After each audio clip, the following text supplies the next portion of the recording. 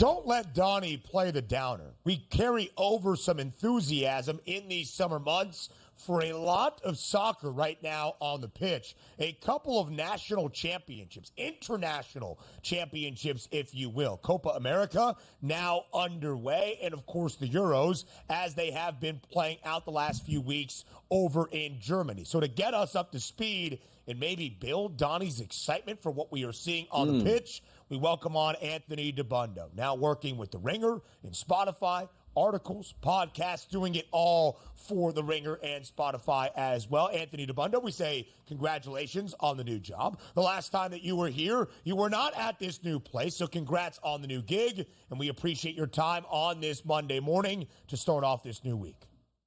Well, I now have a goal in this segment, which is to convince Donnie to tune in for some soccer this summer. I think it's going to be difficult. I think that he's got a strong resolve, but I'm looking forward to the opportunity. Listen, opportunity equals greatness. And when you take advantage of opportunity, that can only be seen as a strong thing, as the Americans did last night in their Copa America opener. Christian Pulisic found the back of the net 3 minutes into the game. The U.S. wins 2-0 over Bolivia. Anthony, how impressed were you by Team USA in their Copa America opener? Yeah, so I would say it's kind of depends on what you think of them going in, because we're not going to learn a ton about the United States in the first two matches. They play Bolivia, who's one of the 2 or 3 worst teams in the field. They're going to play Panama on Thursday. The U.S. is going to be judged on how they do in their match against Uruguay next week in the group finale, and how they do in a potential quarterfinal against Colombia or Brazil. Those are the matches that we're going to use to evaluate the United States. So you don't want to get too carried away, but look, the U.S. came in. Gio Reyna has not played much for his club. Tyler Adams is coming back from injury. Guys who have not had great moments at their club played pretty well last night, and I think that's encouraging. And, of course, Pulisic, because this golden generation of U.S. talent, it is the most talented and deep U.S. team we've ever had. That's true. But they haven't had the development of stars to take them to that next level, except for Pulisic. Pulisic gets his 30th goal in 69 career appearances. He's still only 25, and he's on pace to be the greatest U.S. goal scorer of all time. So Pulisic looking as good as he did last night, not just the goal, but taking on defenders, winning 1v1s, creating chances for others, getting the assist on the second goal, just all really encouraging, because if the U.S. wants to go deep here, they need Pulisic to carry them. And so far, he's looked really good in their 3 matches, including the pre-tournament friendlies. Anthony, let me ask you this question, too, because when we watch Team USA, so many times, of course, it's about the players on the pitch, but so many more questions pop up, again, with Gregg Berhalter. How are we looking at his approach to this tournament? And also, it always seems like it's a referendum. Win or lose, he's always going to be in the spotlight. Yeah, I mean, there's the problem with international soccer is there's not a lot of matches.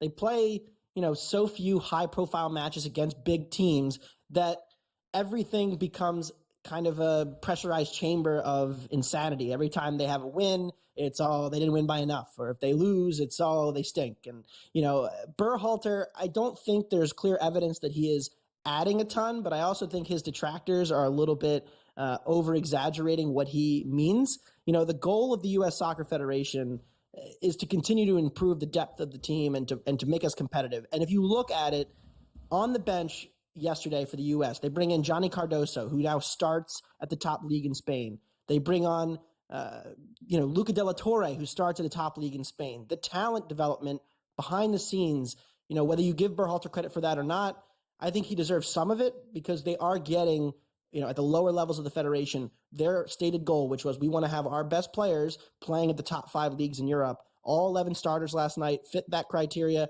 4 guys they brought off the bench fit that criteria. So you're seeing this talent come through. I think there are real questions tactically when you watch the U.S. play, if they are putting the pieces together correctly and if they're truly maximizing their talent. I think that's a big question. Also, the way they landed back on hiring Berhalter is a question mark, but I just don't know if you can blame him for losing to Brazil or Colombia, because they're better teams, more talented. And 2 of those teams you mentioned, 2 of the 4 best prices to win Copa America. Team USA, 6th best number at 14-1. So, Anthony, a 2-part question. We start with the U.S. What is America's ceiling here in the 2024 Copa America? And then between the 2 favorite sides that you see, Argentina and Brazil, which one do you favor?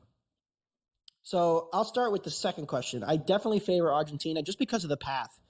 Brazil has some real questions about this new generation coming up. Neymar not being at the tournament. He's been, the best player on Brazil for the last decade. Him not being there kind of leaves a hole in kind of their talent in terms of knitting it all together. So I think that's a question. Argentina's on the path on the half of the bracket with Mexico, Ecuador, Venezuela. That is a much weaker half. Whereas you look at Brazil, Uruguay, Colombia, and the United States are almost certainly going to be on the same half of the bracket, all 4 teams. So it gets very difficult for me to say, hey, Brazil at plus 220 is value, or Uruguay even, who looked good last night, at plus 550. If you wanted to take a team from that pot, I think it's actually Colombia at 12-1, just because Colombia could win the group and get the United States in the quarterfinal, and then avoid the toughest matchup there. And Argentina, they're minus 170 to make the final. I think they're the best team in the tournament. So, Argentina and Colombia are the 2 teams I would look to potentially win this. Brazil, just too many questions about them. And Uruguay, love the way they're playing, but the price for them to have to beat Brazil and Colombia and Argentina at plus 550 is just not very good. The U.S. ceiling is probably they pull an upset, make the semis. That would be a good tournament. Most likely they lose in the quarters. Let's see the boys pull the upset here for Team USA. But how about in the Euros here? I'm going to ask you this one question. 2 favorites, England and France. And the question I want to know is it coming home to the boys for the English here? Wow. Probably not. This field is fascinating. The odds have not moved in the last 2 weeks, basically since this tournament started. England and France opened as the favorites. I would say both have dramatically underperformed expectations. France has only scored 1 goal in 2 matches. They're going to advance, and England is going to advance. But England has looked really shaky. They have all this talent thrown onto the pitch, but they're not meshing really well. Germany looked impressive their first match. The most impressive team has probably been Spain, but now Spain is on a quarterfinal collision course. Spain and Germany likely to meet in the quarterfinals. That will be my match of the tournament. I still think the Dutch are value at 15, 16-1. I think they're flying under the radar. Now the final question. Is Donnie Rightside excited for some soccer?